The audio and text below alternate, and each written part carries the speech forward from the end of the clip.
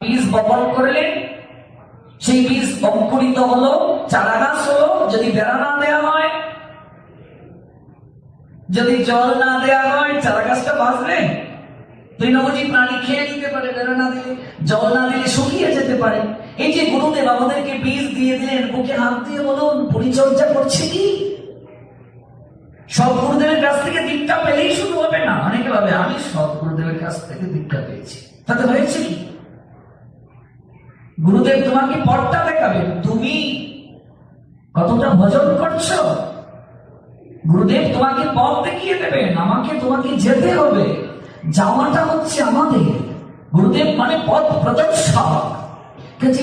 দীক্ষা গ্রহণ মানে ভক্তির স্কুলে প্রবেশ করা। আমার গুরুদেব বলেন, তুমি গুরু চরণাশ্রিত হয়েছ মানে ভক্তি স্কুলে প্রবেশ করেছ। এবার তোমাকে পড়াশোনা করতে হবে, পড়াশোনা না করলে হবে না।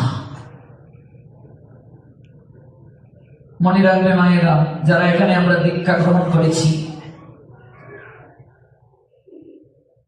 ক্রমাগত 7 দিন যদি কেউ সন্ধ্যা ত্রিসন্ধ্যা না করে, তার দীক্ষা বাতিল বলে গণ্য। তাকে পুনরায় আবার দীক্ষা নিতে হবে। 7 দিন যদি ওই বীজকে পরিচর্যা না করে, চারা গাছ পরিচর্যা না করে, শুকিয়ে যাবে। ত্রিসন্ধ্যা, ত্রি মানে 3, সন্ধ্যা মানে সন্ধিক্ষণ, সন্ধ্যা মানে একজন দেবী, সন্ধিক্ষণ, ক্ষণ মানে সময়, সন্ধি মানে মিলন। বীজ যারা পেয়েছেন, সন্ধ্যাটা কখন করবেন? যেমন ধার্মিক মুসলমানদের একটা নির্ধারিত সময় আছে, মসজিদে আযান দেওয়ার সঙ্গে সঙ্গে তারা নামাজ পড়তে যায়। আপনি কি সনাতনী হিন্দু, আপনার প্রেয়ারের প্রপার টাইম কখন? আপনি কি করে আরাধনা করবেন, প্রার্থনা করবেন?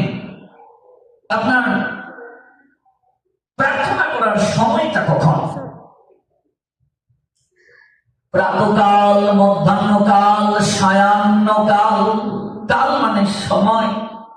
3টা সময়ে প্রার্থনা করতে হবে। প্রাতকালের সময় কখন? প্রাতকালের সময় হলো ব্রাহ্ম মুহূর্ত থেকে শুরু হবে।